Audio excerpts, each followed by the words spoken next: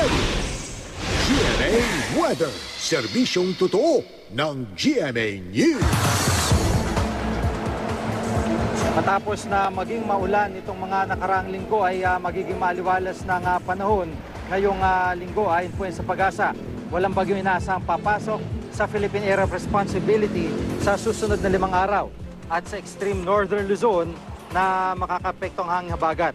Kaya naman magiging maulan pa rin ang panahon sa lugar na iyan. Pero sa mas malaking bahagi na Luzon, mahinang ulan lang ang posibleng maranasan. Kabilang dyan, Metro Manila na mababa lang ang tsansang mulan bukas. Maliwalas sa panahon din ang asahan sa Visayas ngayong araw hanggang bukas. At mahinang ulan ang posibleng maranasan.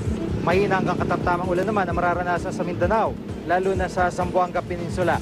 Samantala matapos ang supermoon, isang meteor shower naman ang posibleng masaksihan simula mamayang gabi. Ito ang Perseids meteor shower ay sa Pag-asa. Bukas ng gabi hanggang madaling araw ng Miyerkules may pinakamaraming bulalakaw na makikita. Magsisimula ang bulalakaw sa constellation na Perseus. Karaniwan ay nasa 120 meteors per hour ang makikita kapag may Perseids meteor shower. Pero dahil sa maliwanag na buwan, baka hanggang 30 meteors lang ang posibleng masaksihan. At yan po latest mula sa GMA Weather. Magplano para sigurado, I am ready. Serbisyong totoo ng GMA News.